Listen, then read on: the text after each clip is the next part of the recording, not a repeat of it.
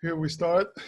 Welcome everybody. Thank you very much for joining us for this edition of A Talk With.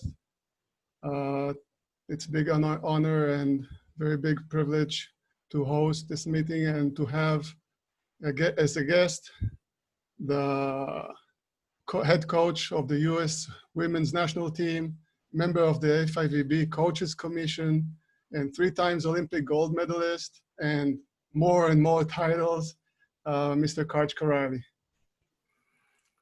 Well, thank you. Really appreciate the opportunity to visit with you all. Great to see some familiar faces, and hopefully everybody and their families are staying well. Thank you very much for being with us. Well, after all these titles that I have told about you, I think we blew off half of the time we have on, I'm joking. First question that I'm going to ask you is what I always ask every person that I interview. How did you get infected with volleyball virus? What is your first recall of volleyball in your life? Well, first of all, I like the volleyball virus a whole lot more than the coronavirus. So I've been infected with that one since I was 6 years old. My father came from Hungary. He escaped in 1956 after the failed revolution there, after the Soviets sent in the tanks and their army to crush the excitement that they had for liberty. And so he came to our country, but he played a lot of volleyball and a lot of soccer. Obviously, everybody plays what the world calls football, what the United States calls soccer. Tremendous in huge amounts throughout the world. But he also played a lot of volleyball. He played on the junior national volleyball team in Hungary, and then he kept playing. And so he started me when I was 6 years old, and we would just try to keep the ball going back and forth a few times. And I learned how to forearm pass, and eventually got onto a court when I was probably about 9 years old. And this was all on the beach to start with in California, where we were living after he went to medical school. And so he was really busy training to be a doctor and then becoming a doctor and working as a doctor. So on the weekends, we would go to the beach and touch the ball a little. And then eventually we started playing tournaments. And I was hooked. It was, we played in our first tournament when I was 11 years old. At that time, they had no age group volleyball. There was no such thing as junior volleyball, 12 and under volleyball. It was just beach volleyball or indoor volleyball. And so we were playing against grown men when I was 11 years old. And I understand it very well, but no grown man wants to lose to an 11-year-old boy. So in beach volleyball, when you have just 2 players on a team, whoever you serve the ball to, that's the person who has to both receive and attack. And so they were coming at me with everything they could because they didn't want to lose. And that ultimately made me a lot better. And I was just infected with the virus for sure by that time, because already at 11, I was beginning to be able to compete on an even level with grown men. And it was a really empowering feeling. Yeah, it's very interesting to hear that you started your career as beach volleyball. Yes. And you made your big time entrance as indoors, and then you moved back to beach, probably from that basic recollection of that time that you enjoyed beach and moved that there. Can you tell us what made you the decision to move from indoor to beach? Yeah, a lot of people might not have realized that I played a huge amount of of beach volleyball. Probably till I was, well, I never fully stopped playing beach volleyball, but I gave it a lot of attention growing up. And even while I was on the USA team, I would play a few tournaments each year for those 8 or 9 years that I was on the team, but I wasn't giving it my full attention.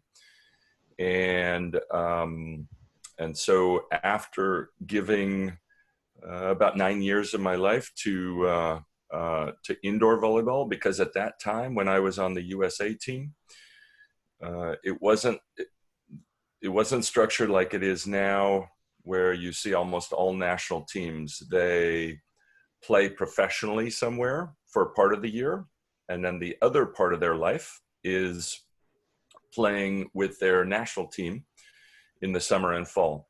At that time, for our team anyway, the rule was if you're on the national team, on the USA women's or men's national teams, it's a full-time job.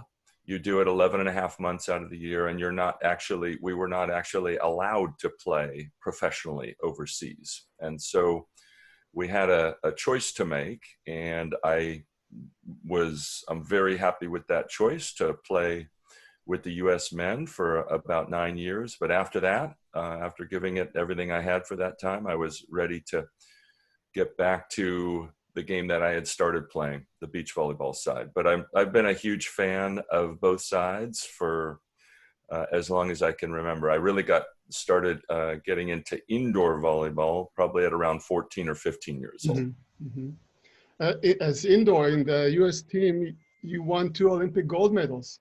Can you try to tell us, or do you know, what was the secret for such an achievement? 2 gold medals in a row. Well, I think it was 3 key factors, and one of them was great coaching. First, we had Doug Beal as our coach through the 1984 Olympic Games. And then another coach took over, Marv Dunphy, and they're both still friends and mentors, coaching mentors of mine. So I'm really fortunate to be able to call them both friends and mentors. Mm-hmm. And I learned so much from them. Second, we had really good players, but at first we were just very young and inexperienced. We had a ton to learn. So it was actually a big benefit for us to stay together 11 or 11 and a half months a year, instead of only being together part of each year, mm-hmm. and then going away to our separate teams. And third was tons and tons of mindful, purposeful practice. And when I joined the team, we seemed to have a young group with a lot of potential. We were ranked, I think, 19th in the world. And eventually with a lot of hard work in the gym, we would train 4 hours a day, 5 days a week, plus about an hour of jump training and another hour to hour and a half of weightlifting. And so we put a lot of time in, 6 hours a day, 48 to 50 weeks a year, in trying to become the best that we could be. So we had a lot of time, great coaching, and hard work with a group that had some real capabilities. So let's say if you're looking on today's volleyball and beach volleyball, and to run to the past, do you think that you would achieve the same achievement you did 30 or 40 years ago, you would achieve it today? How would you compare the volleyball from today compared to the volleyball that time, 30 or 40 years ago? Is there any differences in the mentality or something? How can you show the differences? Well, good question. Today's game, both indoors and on the beach, is much more of a power game. Players are taller, they jump higher, they hit harder. I honestly don't know how I would do in today's game, indoors or on the beach, especially because players, like I said, are just much taller. They're jumping. I mean, you look at players like Matt Anderson for the USA and many others out there. The London Olympic Games, when the gold medal final turns around with a very tall player who goes to the opposite position for Russia, yeah, and turns around a 0-2 deficit into a gold medal victory. No player was even close to that tall when I played. So I honestly I have no idea. I have my doubts about how I would do in today's game, but luckily I don't have to go against those big trees in that forest anymore. Yeah. And in beach volley, will you think it's the same? In beach volleyball, I do think it's the same. And one reason is that you may remember it was about 20 years ago, they changed the dimensions of the court. Yeah. From 9 meters to 8 meters. Mm-hmm. And the smaller the court you make it, the more important the height of the player at the net blocking and the jump of that player at the net blocking is. That blocker becomes more and more important the smaller the court size is. So, and those taller players can still serve effectively, like a Phil Dahlhauser and certainly many others from countries around the world, on an 8 meter by 8 meter court instead of 9 by 9. 9 by 9 allowed for more subtle shots, more control, and less need for sheer power and attack at a really high point. Mm-hmm. Okay. You were one of the pioneers at beach volley, as we know it professionally, meaning the ATP Tour and even international beach volley. Those times, the sport started to take shape and build itself, the rules, the regulations, and the play. How was the cooperation with the referees in those times? Who was more dominant or more effective on the building of this sport? The coach, the players, or the referees?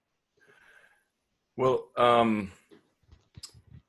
especially on the beach side, like I said, I started playing when I was 6 years old. That was actually in 1967. And so the beach volleyball I knew at first, and as I started playing tournaments growing up, there was no such thing as a beach volleyball referee. The rules were that when you played a game 2-on-2 in a tournament, and the tournaments usually went Saturday and Sunday, usually weekends, or exclusively weekends. And an additional motivation for trying to win and not to lose is if you lost, one of the two of you stayed there and had to be the referee for the next game. So there were no such thing as people who only refereed, and the really good players in beach volleyball at that time were a crazy group of characters. I'll just put it that way. And so when I was a 15 or 16-year-old, I was practically ready to just wet my pants. I was so nervous because they would scream at me if I made a wrong call, and I had nowhere to hide. These guys could just beat me up or do anything they wanted with me. So I tried to learn to be the best referee I could, but the best way to get out of that was to win more and try not to be assigned the court referee. Eventually, as I think the first professional tournament was about 10 years after I started playing. It was either in 1976 or 1977 in Santa Monica. And eventually, as that AVP tour grew, the tour that you mentioned, they made the smart choice to go to all paid professional referees. And so at that point, we got to know them because the players and the referees all traveled together, not on the same flight, but we would be in the same place every weekend, 23, 25 weekends a year. And so I knew, I guess, from the start. Certainly and we'll talk about it, we can all have frustrations, certainly frustrations as players, frustrations as referees, frustrations as coaches.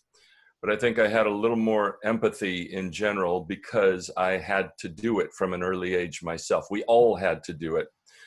Usually we would do flip a coin or paper, scissors, rock or something like that. Whoever lost of our losing team, then we would, between us, see who was the loser in whatever game that we played in the 3 minutes to figure out until who would have to referee, who would get the assignment. So, but playing on the beach a lot, we got to know all the referees. They were a good group of men and women.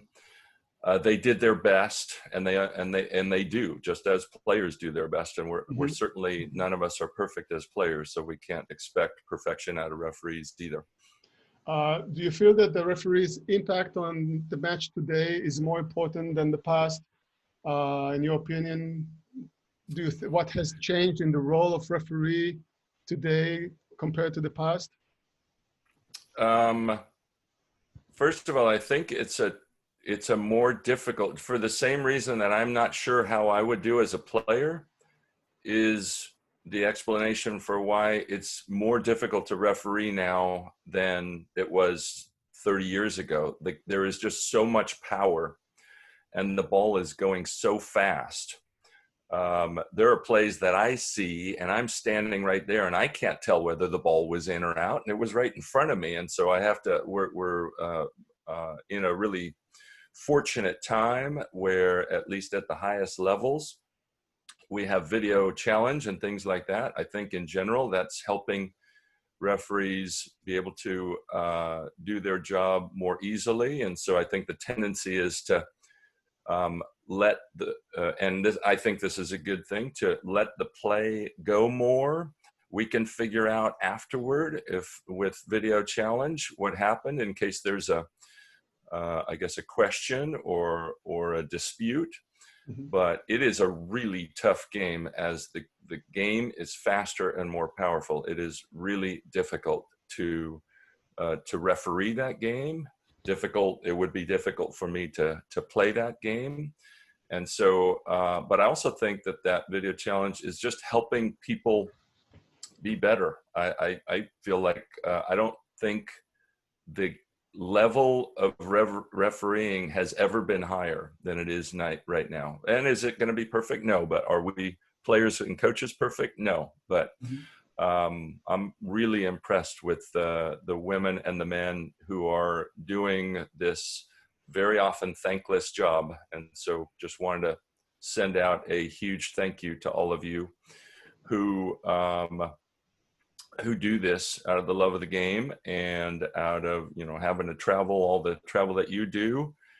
So we're fortunate to have people who are dedicated to be really good at their craft, to help make this game the best for the players that it can be, and to help structure it in a way that ultimately the players are the ones deciding. But before video challenge, an in call or an out call or a touch or a non-touch, those things couldn't be challenged.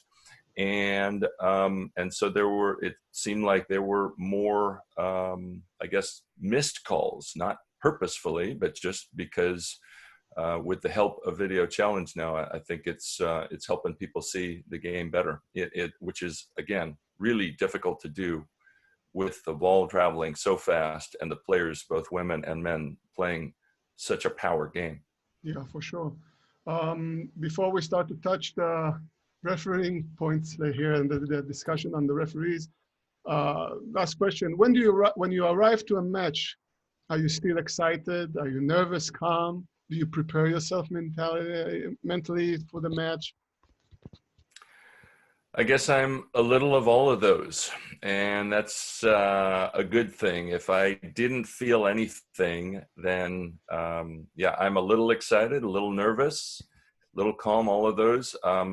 We care a lot about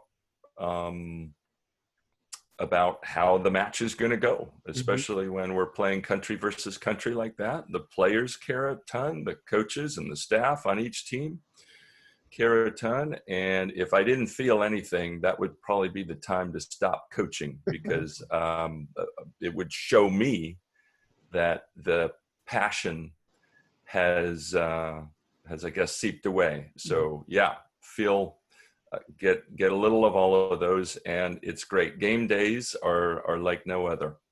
For sure. How do you see the role of the referee in the match? What are you expecting from the referees to do or not to do? What would you call a perfect or near perfect referee by your philosophy?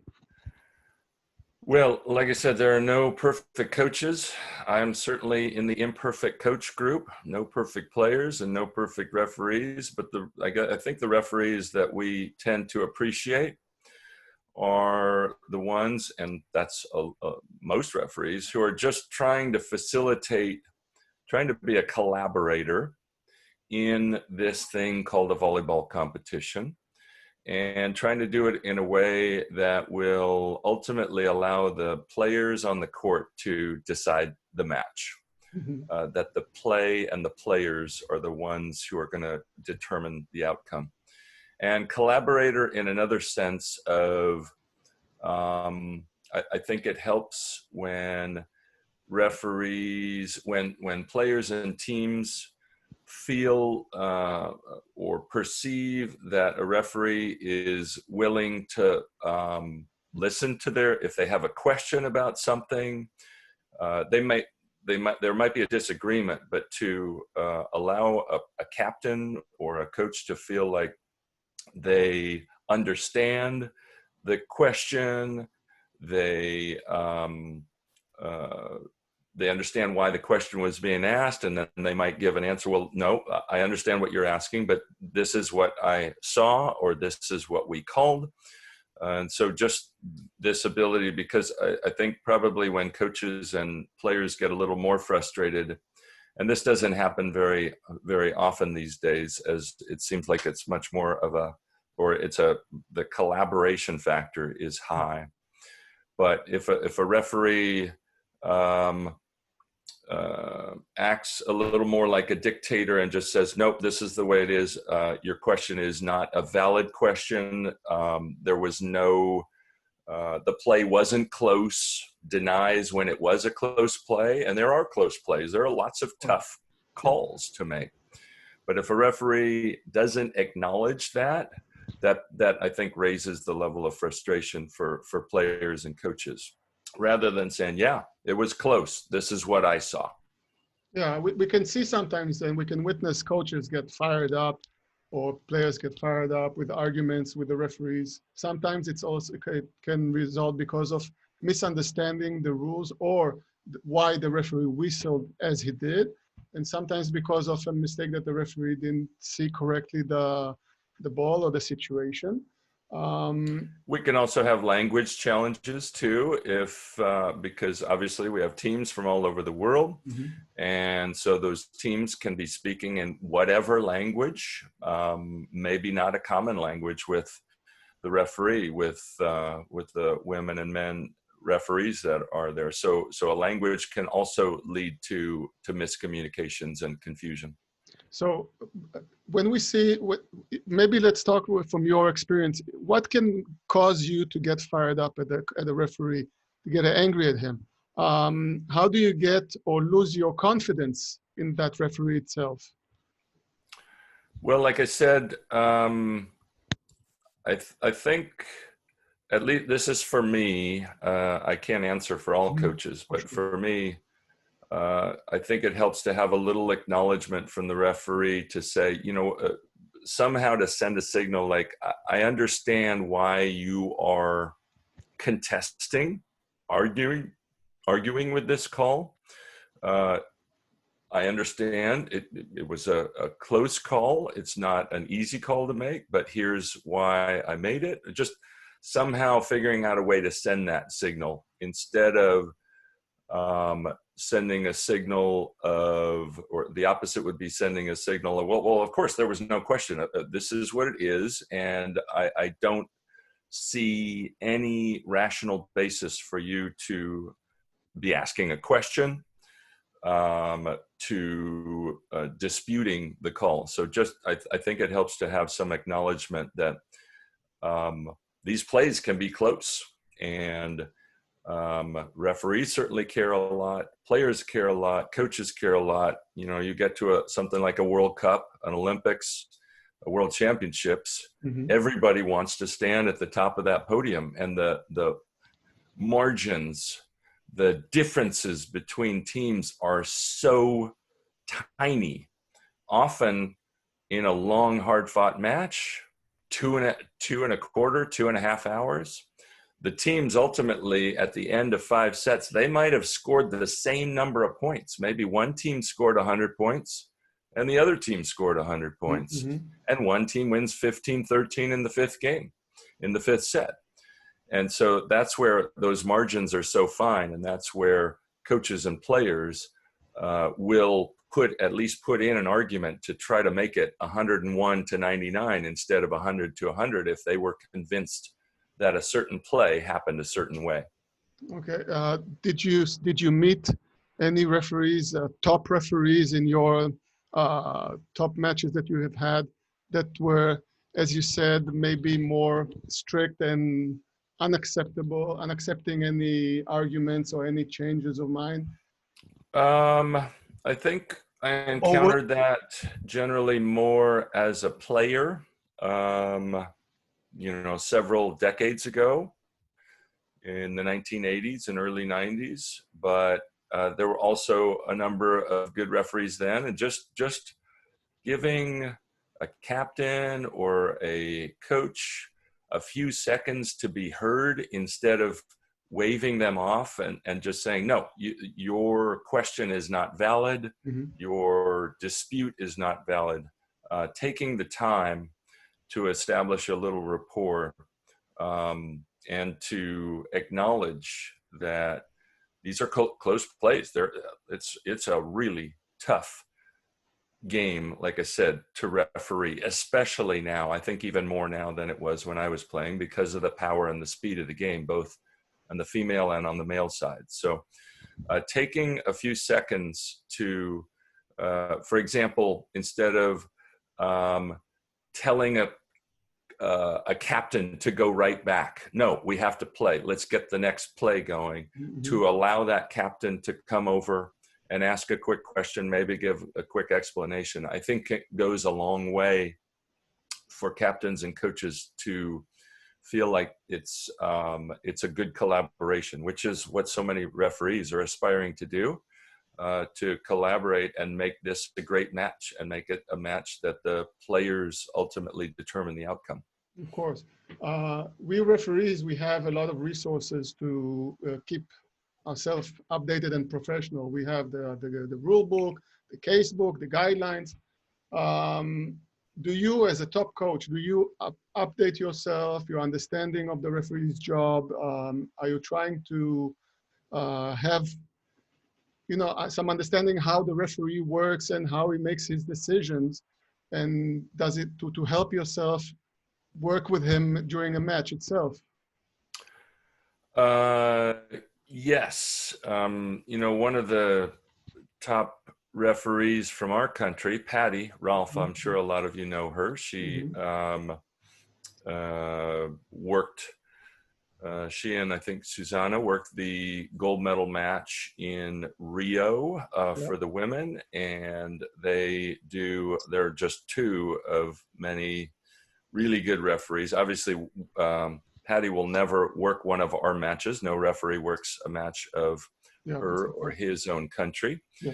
But she's a really good resource. So I just had a call with her probably, a month and a half, 2 months ago to ask her about some nuances of the rules. I usually try to check in with her every so often. She tells me about a little of the training that referees do, just like coaches do training, players do training, referees do also, and we appreciate the fact that there is ongoing training and efforts to get better from one match to the next, from 1 year to the next. And so I rely on her especially to understand some of the nuances of the game, some of the ways that that rules are interpreted, things like that. So we just had a call, like I said, 6 to 8 weeks ago. And she gave me a better understanding, for example, of one of my questions for her was to try to understand as detailed a level as I could when our team has a setter who's in the back row and we pass, our reception goes close to the net. What is a referee looking for in that case? And so that was really good. That was a great conversation to learn the nuances of what a referee's looking for when that reception goes close to the net and the setter's in the back row and trying to save the ball. Mm-hmm. So do you think that it's a good idea to create a video base with narration to help coaches knowledge about the rules of special cases, about the way the referees implement the rules and work? Yeah, for sure. Just as players learn from video and a video library, especially from a player standpoint of looking at great examples of a reception or an attack or a serve, things like that. Coaches do too, and referees do too. So it sounds like that's a regular part of international referee training is giving video examples, reviewing matches that have happened before, maybe matches that I've worked. Mm-hmm. Ooh, Martin, it's getting a little loud there. Yeah, somebody just mute. Don't forget to mute your microphones, please.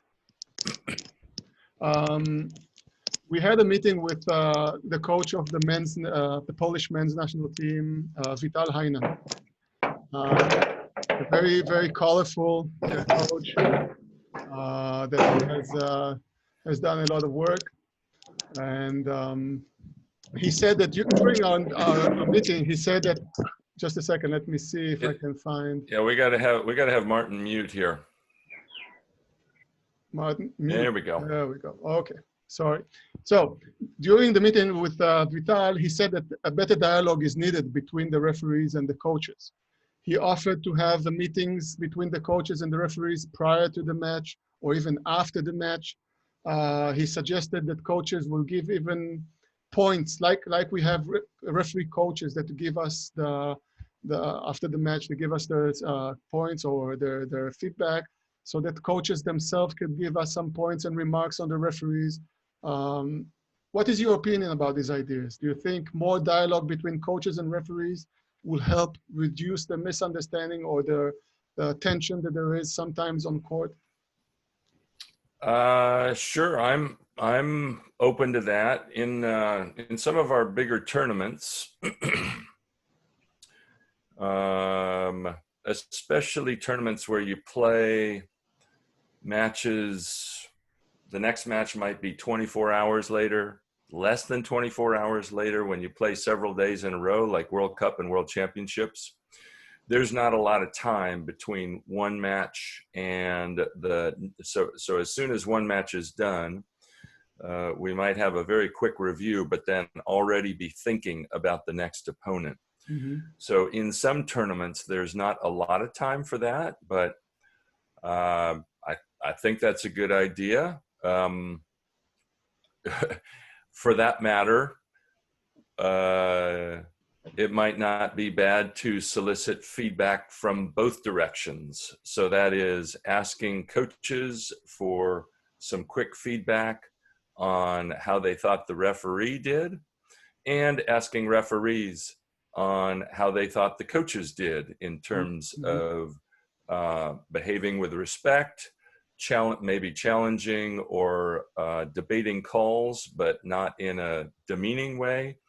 And so, yeah, we could certainly do something like that. A lot of times, right after the match, there's too much emotion, especially for the losing team. And so I probably wouldn't be in favor of having something where feedback is solicited very shortly after, because I don't think we're going to get as good and as rational an answer from a coach, especially the losing coach, who might have said, well, what about that play here when we contested that, even though it might have been the right call or just the best call that the referee could make under very tough circumstances of seeing seeing the right thing in a powerful game. So I think it would be better to make that happen, to give some time to cool off, to give a little time for a little more rationality. But I'm certainly open to that. That might be something interesting, and maybe more importantly, something productive to do. It might be good to learn how coaches in general, what their thoughts were on answering a few questions about the referee in that particular match. And like I said, reversing it and having referees answer a few questions about the coach's behavior and comportment on the court.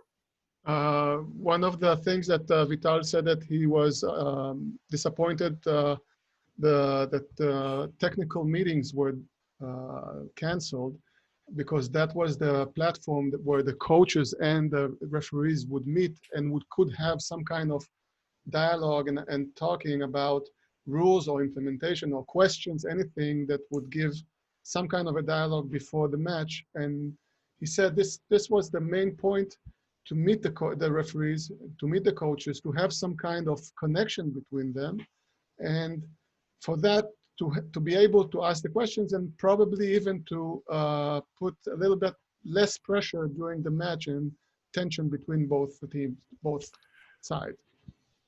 So is he talking about the meeting that generally happens the night before the start of a tournament, the general technical meeting? Yes, it is. Yes, Yeah. not that one. And during also when there's not just a tournament, it could be also one match or a couple of matches. That technical meeting was canceled, and now we have only preliminary meetings where you bring all the forms and everything, and that's it. He said that that was a good point, where there could be a dialogue between the coaches and the referees. I think I'll disagree with him on this one. Most coaches dreaded the technical meeting. All it was this formality of introducing a lot of people, and here's what's going to happen. And all the coaches are thinking, we've got a match to play tomorrow. I don't want to be here. I want to be finishing our scouting report for our first opponent tomorrow. And often it led to a lot of speech making instead, let's say, by the leader or the person who ran the technical meeting. Yeah. And so usually the time spent led very little of value was coming out of the time that we were spending. We would often have to, coaches, referees, everybody would have to jump into transportation from the hotel to the gym or the hall. Mm-hmm. And it just ended up, to me, mostly to be a waste of time. And in a big group like that, I never saw any opportunity for just coaches and referees to sit for a few minutes and talk in general, and maybe have some questions asked and answered and increase the spirit of collaboration. That's not what I was getting from a technical meeting. So most of us coaches are very happy that those are gone. But if somebody can come up with a good way, instead of a technical meeting, to just say, hey, coaches and referees, here's a voluntary meeting, do you want to sit for 20 minutes and ask questions of each other? That might be a more productive use of time than spending most of the time just introducing the 60 people who are at this meeting. That's a very good idea. That's a very good suggestions. So now that you are also a member of the FIVB Coaches Commission, how do you cooperate with the Rules and the Refereeing Commission? Is there any frequent work that you do together and keep a dialogue, to keep updated, maybe to give this idea a push and to implement just the idea that you just said? It's a good question, and I don't have any good answers for it. I sit on the Technical and Coaches Commission. Then there is a Rules Commission, and then there is a Refereeing Commission. No, rules and refereeing are the same. Okay. Now they were combined. So I don't know if I've ever had an experience where the two commissions actually spend some time together. Usually what happens is maybe one commission might send suggestions or ideas to the other in either direction. Mhm. But I don't think I've had any experience in terms of collaboration. I don't know, maybe as we all in this age of coronavirus get more and more used to meetings like this, Zoom calls like this, Zoom meetings. Maybe there's some space, some time for collaboration between those two committees or those two commissions to come up with the best ideas for the game. In general, I'm a fan of not changing the game a lot. Yeah, muted. Alta, please mute your. There we go. I'm not a fan of frequent rule changes. I want to let those rules sit for a while, let the fans understand them, let the players and the coaches and everybody else understand them. So I'm not a fan of frequent rule changes, and I do think we have a really good game. So we have to think hard before making changes on that. Of course, and I think we're in a period where the game is, in general, changing the rules less. I think that's a good thing, so that fans around the world can understand what is a fault and what is not. And but yes, it would be good to have more collaboration between those two commissions. Yes, I think that the notion now with the new chairman of the refereeing commission and the evolution of refereeing itself, we are trying to be more open-minded and open to dialogues, like you said, to much more communication during the match itself, to allow players to talk a little bit, or to the coaches, and even outside the matches. This is my intention now, that by interviewing you and interviewing Vital Hainan, trying to collect and to try to open some kind of a channel of a dialogue between the coaches and the referees. I've heard that they have it in Italy. They have for the annual meeting of the coaches before the start of the first division, they invite the chairman of the refereeing commission to talk to the coaches about rule changes or to answer any questions they have. And during that season, they have 1 or 2 meetings where coaches come to talk to the referees, or vice versa, referees come to talk to coaches. And they found that it helps reduce a lot of tension and a lot of misunderstanding between both parties. Referees were always thinking, we know the best because we are the referees, we control the rules, we know how the volleyball and the match should work. And every time we decide this is how it should be decided. But then when we start to talk with the coaches and we hear what they are expecting from us, like you said, you expect some referees to allow some kind of question or even to show some kind of frustration when there's a call against some person. To allow that, then the referees can change their mentality a little bit and to learn from the coaches themselves. And the same, the coaches can learn from the referees how we do our work and understand how it's all done. I like that idea of collaboration. And like I said, I think something that players and coaches appreciate is just somehow perceiving from the referee, I understand why you would have some question or argument or disagreement about that. I understand it was a close play, but this is what I'm calling, this is what I saw. So just an acknowledgement of the fact that a play could be close and people could see it a different way. Secondly, I'll throw it out there to all of you, because you all know the rules best and study the game really well, but very often in volleyball, many of the rules have been designed, or rule changes have been designed to help the defense, because generally the offense has an advantage over the defense. The offense knows what's happening sooner than the defense and the block. So, for example, one rule that was a big and significant change and had as its goal to help the defense was the libero rule.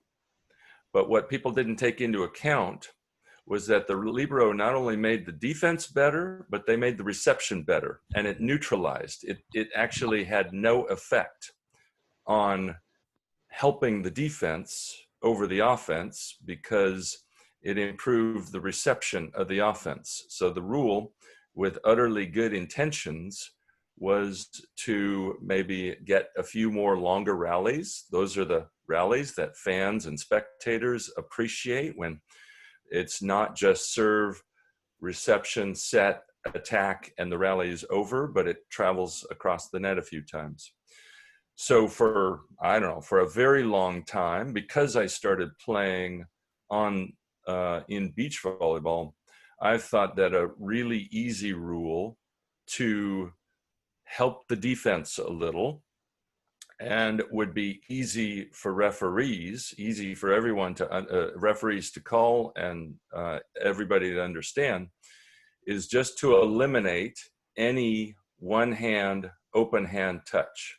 So now when the ball is close to the net, the setter can't save it like that. The setter now has to use some hard surface rather than this. And what we're seeing a lot of, both in the women's side of the game and the men's side of the game, is if a hitter is in trouble, they can just jam the ball down to the floor or between the blocker and the net.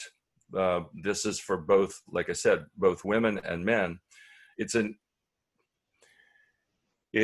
not a cheat, but it's like an easy out, a shortcut to a kill, instead of having to learn an off-speed shot or a roll shot or something like that. So I've always been an advocate. Of course, that's never gone anywhere, but I've been an advocate of just eliminating all open hand, one hand touches on in the game, because those almost always help the offense. And taking that away would even it and make the defense a little easier. And it would be my belief that those would lead to some more longer rallies. We see now probably we'll be testing the allowing the double contact on the second hit of the ball of a team. If there's a setter and it does a overhead pass with fingers, they will allow it like it was the first hit. A double contact will be allowed, because the team doesn't gain any advantage when he does a double fault by playing with the ball. And they want to eliminate this time that the match stops, because the referee whistles and shows this signal, and everybody looks at him and doesn't understand why we're showing this kind of two, and to allow the rally to continue much longer. I'm in favor of that, even though I'm generally an old school guy. I grew up in the day when this had to be really good or the referee would blow that. It was hard to tell if it was bad or good because we played with an all white volleyball. Now that there's colors on it and yellow and blue turn into green, an old school person would say, how dare that, how could that rally keep going? That was a horrendous contact. But the old school in me gets overruled by the fact that, from what you just said, almost always there's not an advantage to a double contact. The ball went somewhere very different than where the setter wanted it to go. And so I like, even though the old school in me doesn't like it, the present day in me likes it, because the rally keeps going. And because so often people would be confused. What happened? What does that mean? It looked a lot like a contact that was not whistled by the referee. So I think that's a good rule, just to let things play. Where I think it might have been a mistake, you talked about the first contact when you can receive overhead like that. I think that rule change might have. I think that rule change was a mistake because in general it helped the offense more than the defense. It made it's especially for men, receiving serves like this, not on the really hard jump spin serves, but on jump float serves, is an easier way to pass than with a platform. And so I think that was a mistake because, again, it helped the offense more instead of the defense. And the rules that I think in general, I don't want to change rules a lot, but when we do think about them, we got to be pretty sure that they're going to help the defense more than the offense. And that one helped the offense. Okay. Now that you are a coach on the sidelines and not a player, how is your feeling? I mean, does it itch to go back into court and play it sometimes? You were always in men's teams and you play with men's. Now you're coaching women. How does it feel to be on the sidelines now and not at the center of the court as a player? I got far more than my share. I was incredibly lucky and fortunate to play as long as I did. I played high-level volleyball for 30 years, from when I was 15 or 16, starting in beach volleyball at really high levels, to finishing in beach volleyball at 46 years old, still at high levels, and a lot of international indoor volleyball in between. So getting to play that long, I do not miss being on the court. My body doesn't miss being on the court, and all the aches and pains. I'm great letting them do the physical work.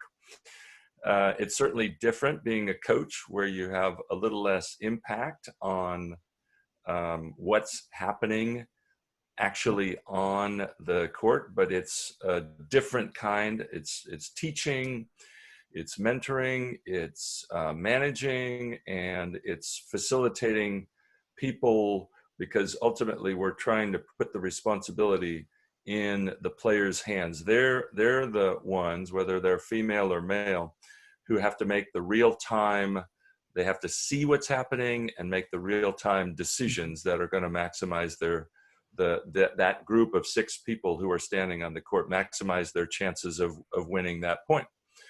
And so that's its own different reward. And so I really enjoy coaching now. My first big opportunity coaching was under Hugh McCutcheon, who coached the USA men to a gold medal in Beijing in 2008, and then moved over to coach the women's team. And he asked me if I could be one of the assistant coaches. I was excited at the chance, and that gave me enough experience to then become the head coach of the women's team. I couldn't imagine coaching for another team. It's a really special group of people. The women who play for our program, the staff, the men and women who are coaches and staff members of our program. And so I'm really fortunate to work with that group. Coming to my 2 last questions, when you are a coach on the match and you see on the other side a coach who gets fired up and starts to do dramatic behavior, I would say even aggressive behavior, not physical aggressive, but starts to make a lot of drama. What's your opinion? How do you feel with coaches who do this kind of things against the referees especially?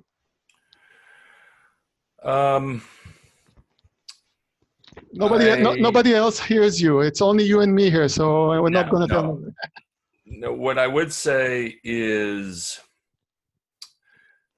now, here, without the emotion of that match, I would like us all to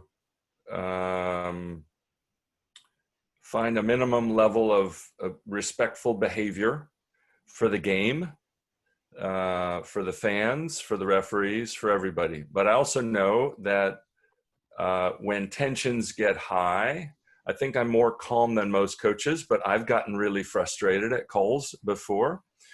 As we all do. There is a lot riding on the match. So when you're in it, it's hard to have the proper perspective on it. But what I would say is, if another coach is doing that, number one, I might think, okay, this is a good sign, because whatever our team is doing is raising the frustration level in that coach. So we're on the right path. So as I look at it from our team standpoint, I think, okay, good things are happening for us because that coach is getting particularly frustrated.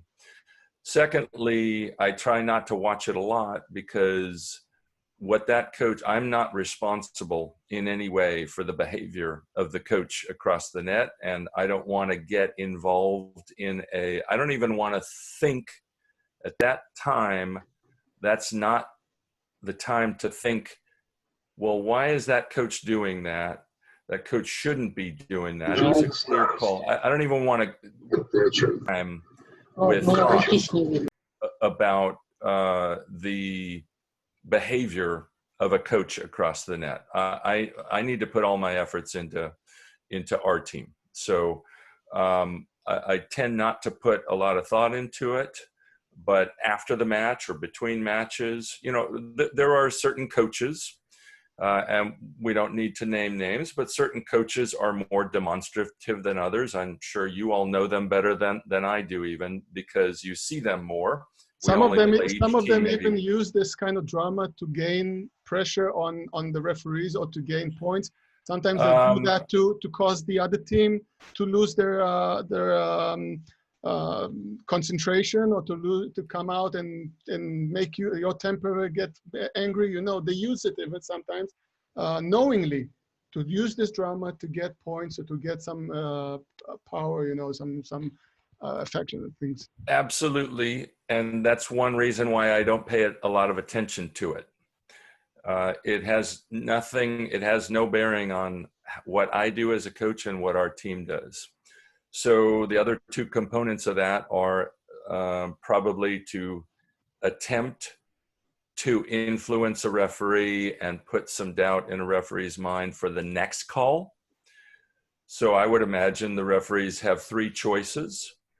One is, I'm not going to change anything I'm doing, and I'm going to call the best game that I can, regardless of what has happened before and regardless of what that coach has done.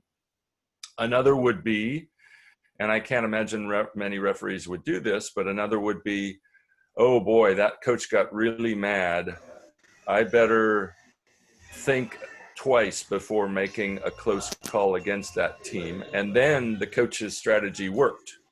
But I can't imagine many referees do that. And then there might be some referees who might get so angry over or get frustrated based on the behavior of the coach that they could even go the other way and say, oh yeah, I'll show you, I'll make this call against you. And I don't think many referees do that either. I think in general, the wise thing to do is just continue to call the best game that you can, knowing that we coaches aren't perfect, players aren't perfect, and referees aren't perfect. And we'll just make one good call at a time and make this the best match, the best collaboration, even if a certain coach isn't in a very collaborative mood, shall we say. For sure. Okay. Is there anything that you would like to add, to say to the referees on your behalf before I open the stage to any questions, if somebody's still awake?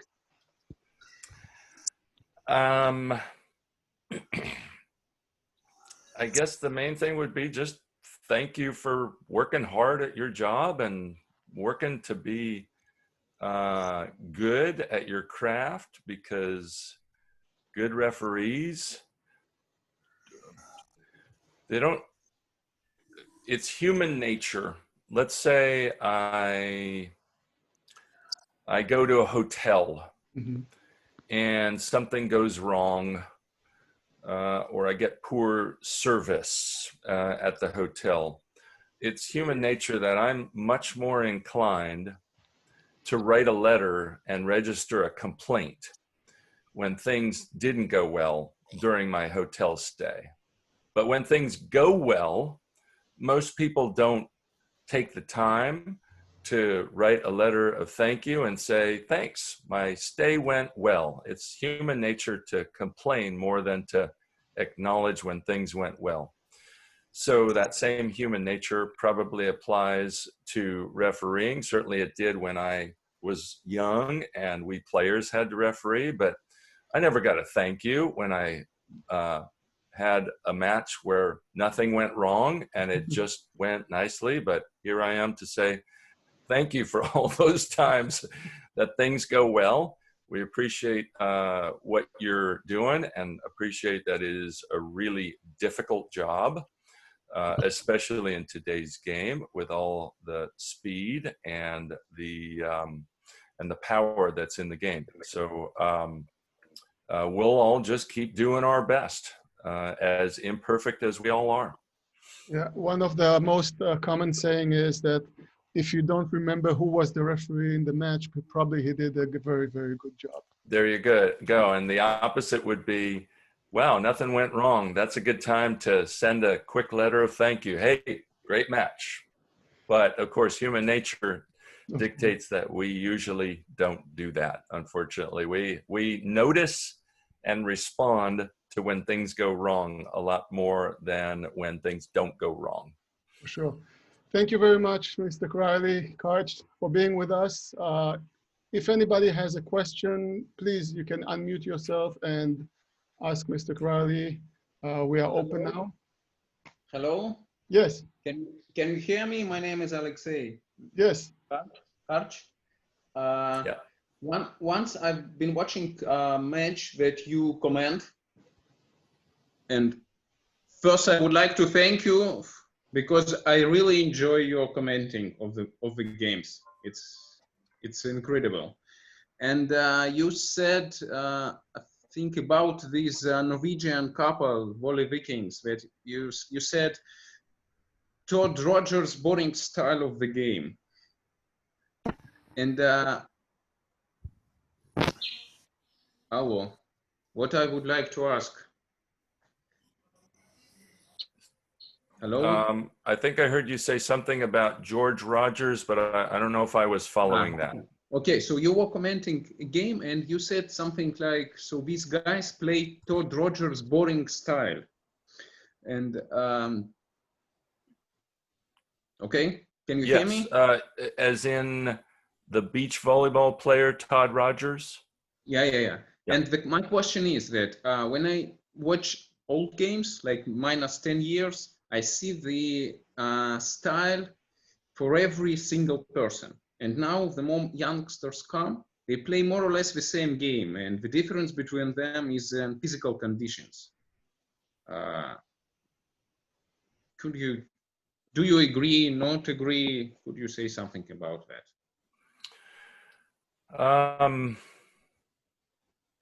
Yeah,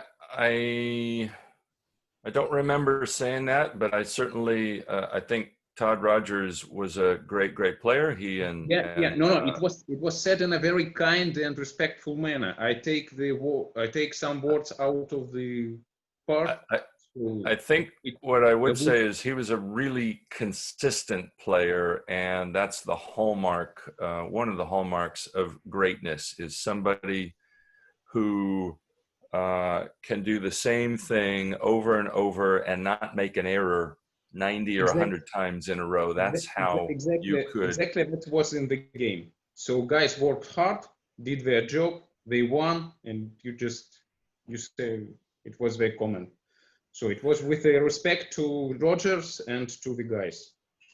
Yeah, I admire people who are really good at their craft and can do it for long periods of time with very low errors. And it doesn't mean perfect, but it just means, and this is something that we aspire to with our team, is to make a lot of good plays, not great plays or perfect plays, but a lot of good plays over and over. We feel that's one of the ways that we will be able to swing those tiny odds our way a little bit. And so instead of us winning 100 points and the other team winning 100, maybe we can win 102 and they can win 98 if we can have lots and lots of good, very little bad, don't need perfect and don't need great, but just good play after good play. And Todd Rogers exemplified that for sure.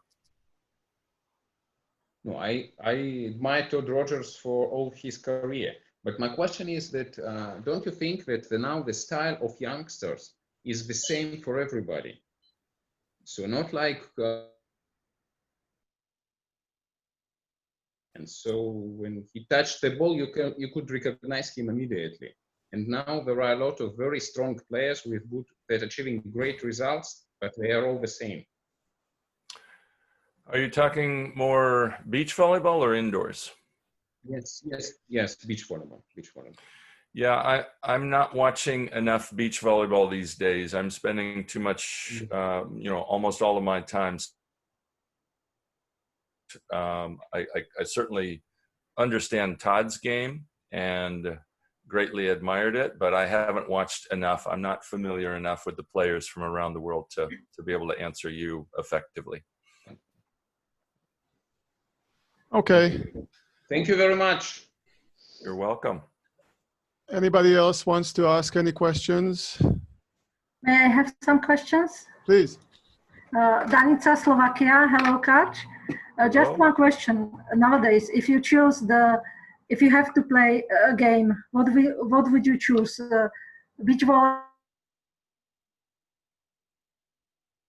to go to play at the moment, let's say, after a long time.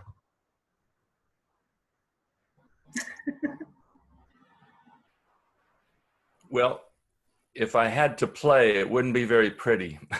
I've had 3 shoulder surgeries, 2 knee surgeries, and both hips replaced. So, Okay, so I'm working with a couple artificial hips. I feel great now, but that's another reason why I got more than my share of high-level competitive volleyball. Don't want any more of that. That did plenty to my body, even though I would do it all over again in a heartbeat. I'm not saying it in a complaining way. I would do everything I did over again for those volleyball experiences and trade my 2 hips again for those volleyball experiences. But in general, when I started I talked about starting on the beach. So that was my favorite game as a player. And then I got more into indoors in college in Southern California at UCLA, University of California at Los Angeles, and then on the USA team. And then once I retired from the team and got back to beach volleyball, that became my favorite. And then I started coaching with our team 11 years ago. And so indoors became my favorite, what do they call it? Primus inter pare, best among equals.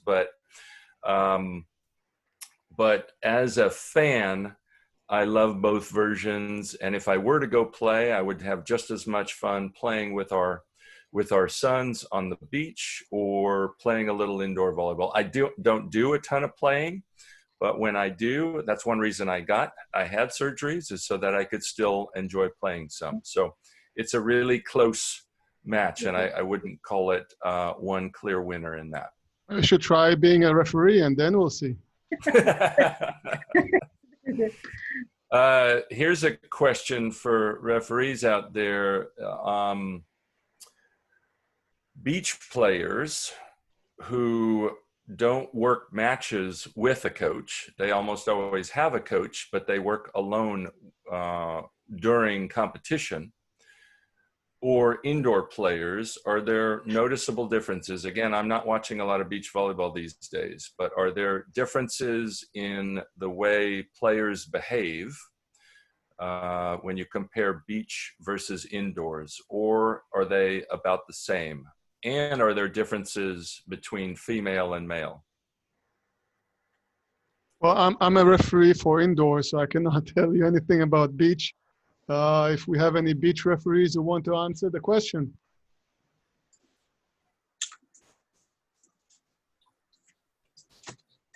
Nobody wants to take the challenge to answer the question from Beach? I will take a challenge. I'm not a referee anymore, but I will take the challenge. Because I've done both and mostly managing.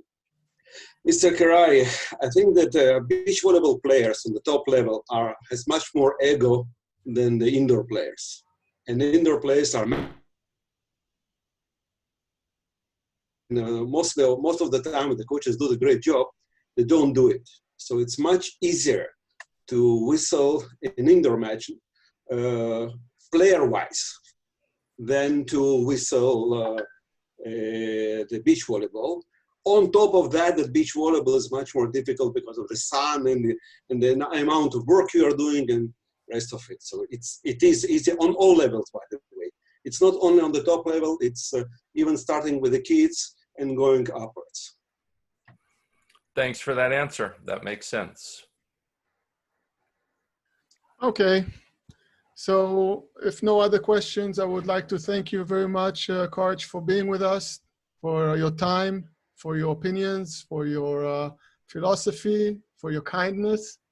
And I hope to see you on the courts for many years to more, and for more cooperation and everything. I hope that whatever we talked here, we have some members from the refereeing commissions, confederations, and FIVB who are watching this interview, and I hope it will put some seeds inside and will help grow some new ideas and some good cooperation together. Well, thank you. It's been an honor to visit with you all, and I wish you all great luck, and hopefully we get to collaborate together sooner rather than later. We're all a little hungry to get back to collaborating here, even though we're not, there will be no national team competition this year. We get 12 extra months to prepare for a big year next year, but wishing you all the best of luck, stay well, and hope we all get back to our work soon. Thank you very much. Have a great day. And thank you all for joining us. I will upload this meeting on the YouTube channel, and we'll see each other later on the other meetings. Thank you all. Thank you very much. Thanks, everyone.